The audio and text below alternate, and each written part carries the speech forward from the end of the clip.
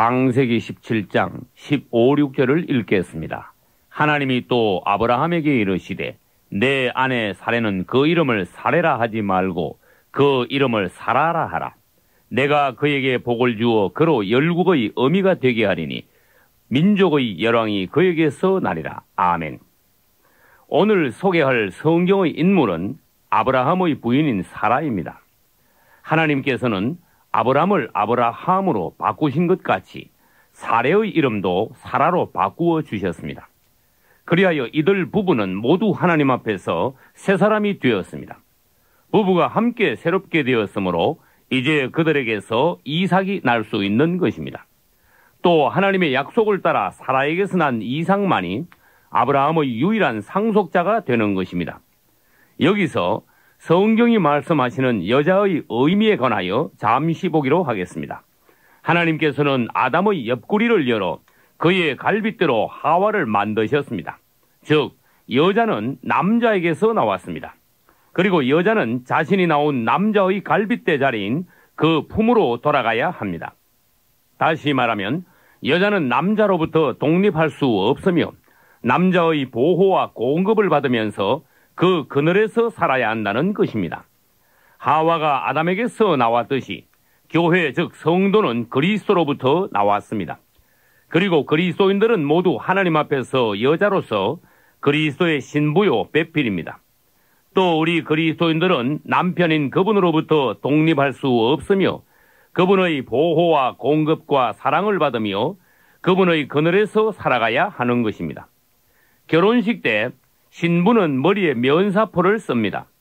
이처럼 아내는 남편 앞에서 자신의 머리를 덮음으로써 나는 머리가 아니며 당신이 나의 머리라는 것을 고백하는 것입니다. 그러나 이 땅의 많은 아내들이 남편의 머리됨 아래에 있지 않고 남편의 권위를 무시하며 심지어 남편의 머리 위에 올라감으로써 하나님께서 정하신 질서를 어지럽히고 심판을 자초하고 있는 실정입니다. 남편이 아내의 머리됨은 그리스도께서 교회의 머리됨과 같음이라. 아멘. 어떤 가정은 보면 남편은 뒷전에 앉아있고 아내가 집안의 대소사 일을 혼자 결정하고 꾸려나감으로써 남편을 허수아비로 만들어버리는 경우가 있습니다. 아내가 지혜롭게 남편을 내조하고 권면하는 것은 좋지만 집안을 주도하고 남편을 주관할 수는 없는 것입니다. 반면 남편들도 가정의 머리 자리를 확고히 하여 가족들을 사랑으로 돌보며 권위로 지도하고 믿음으로 이끌어감으로써 아내와 자녀들에게 존경을 받아야 합니다. 구약시대 때 이스라엘에는 여왕이나 여제사장이 없었습니다. 그리고 신약에 와서도 초대교회 때는 여장로가 없었습니다. 이것은 오늘날 우리에게 무엇을 말하는 것인지 되새겨보시기 바랍니다. 사라는 아브라함에게 사랑받는 아내였지만 늙도록 자식을 낳지 못했습니다. 성경에서 여자가 잉태하지 못하는 것은 대부분 하나님의 역사하심입니다. 하나님께서는 그분의 특별한 계획을 위하여 어느 때에는 여자의 태를 닫기도 하시고 또 때가 되면 태를 다시 열기도 하십니다. 이로써 우리는 인생의 생사화복을 그분께서 주관하고 계심을 인정해야 합니다. 거룩하고 진실하사 다윗의 열쇠를 가지시니 곧 열면 닫을 사람이 없고 닫으면 열 사람이 없는 그이가 가라사대 볼지어다 내가 내 앞에 열린 문을 두었으되 능히 닫을 사람이 없으리라. 아멘.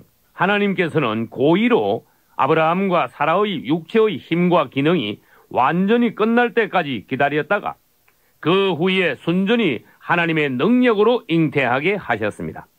사람이 무언가 열심히 하는 것은 좋지만 육체의 힘과 내 방식으로 한다면 이삭을 낳지 못하고 이스마엘이라는 결과를 낳게 되는 것입니다. 지금 당신이 하고 있는 어떤 일이 꽉 막혀 좀처럼 풀리지 않고 있다면 그것은 하나님께서 당신의 태를 닫고 계신다고 말할 수 있습니다. 이럴 때 내 주관과 내 힘을 빼고 전적으로 하나님께 의뢰하여 그분의 말씀과 능력을 따라 다시 시도해 본다면 당신의 태는 곧 열리게 될 것입니다. 이삭의 아내 리브가도 결혼 후 20년간 아들을 낳지 못하다가 기도의 분량이 차고 하나님의 때가 되자 야곱과 에서 쌍둥이를 낳았습니다. 또 야곱의 네 부인 중 가장 사랑받던 라헬도 다른 세 부인이 10명의 아들들을 낳는 동안 자식을 낳지 못하고 애통하다가 공평하신 하나님께서 태를 열어주심으로써 요셉과 베냐민을 낳았습니다. 특히 한나는 사무엘이라는 큰 종을 얻기 위한 하나님의 계획을 따라 태를 다쳤다가 원한 맺힌 심정으로 서원 기도를 드리고 사무엘을 낳았습니다. 하나님께서 사람을 남자와 여자로 창조하실 때 남자는 강하게 여자는 아름답게 만드셨습니다. 그러나 여자가 가진 것 중에서 가장 중요한 것은 바로 태입니다. 여자만이 잉태하여 아이를 낳을 수 있습니다. 그런데도 여자가 아이를 못 낳거나 낳기 싫어한다면 그것은 여자의 본 구실을 못하는 것입니다. 그래서 이스라엘 여자들은 아이 못 낳는 것을 저주받은 것으로 간주하고 애통했습니다. 이제 우리는 그리스도와 결혼하여 그분의 신부가 되었습니다. 그러므로 우리는 그분으로 잉태하고 출산해야 합니다. 어떤 사람은 예수 믿고 수십 년이 되었는데도 전혀 거듭나지 못했습니다.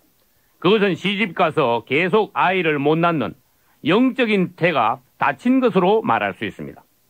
당신에게 잉태와 해산의 고통이 없이는 거듭날 수 없으며 당신에게서 그리스도가 나올 수 없는 것입니다. 사람이 물과 성령으로 거듭나지 아니하면 하나님 나라에 들어갈 수 없느니라. 아멘. 결국 사라는 이삭을 낳았습니다. 사라가 이삭을 낳기 위해서는 첫째, 하나님의 약속이 있어야 했습니다. 즉, 이삭은 내 힘으로 낳는 것이 아니라 하나님의 약속을 따라 낳은 아들인 것입니다. 둘째, 사라가 하나님의 약속을 믿을 때 잉태하는 힘을 얻었습니다. 믿음으로 사라 자신도 늙어 단산하였으나 잉태하는 힘을 얻었으니 이는 약속하신 이를 미쁘신 줄 알미라. 아멘. 셋째, 하나님의 약속을 믿은 사라에게 성령의 능력이 임하심으로 이삭을 낳을 수 있었습니다. 왜 하나님께서는 사라가 젊었을 때 이삭을 낳게 하지 않으시고 생리가 끊어지고 늙은 후에야 아들을 낳게 하셨습니까? 그것은 이삭이 그들 부부의 육체의 생명을 따라 나온 것이 아니라 하나님의 약속과 능력으로 났으며 오직 하나님에게만 능치 못함이 없음을 보여주시기 위한 것이었습니다. 사라가 이삭을 낳지 못했다면 하나님의 경륜은 이루어질 수 없었습니다. 당신도 믿음으로 거듭나고 하나님의 능력으로 이삭을 낳아 당신을 통하여 하나님의 간정이 나타날 수 있기를 축원합니다. 마지막으로 아브라함의 아내인 사라와 아브라함의 첩인 하갈은 하나님의 두 언약을 상징합니다. 즉, 하갈은 구약의 율법을 상징하며 사라는 신약의 은혜를 상징합니다.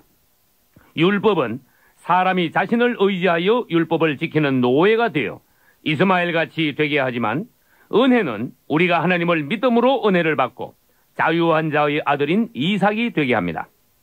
또 하갈은 구약의 시내산을 예표하고 사라는 신약의 예루살렘을 예표합니다.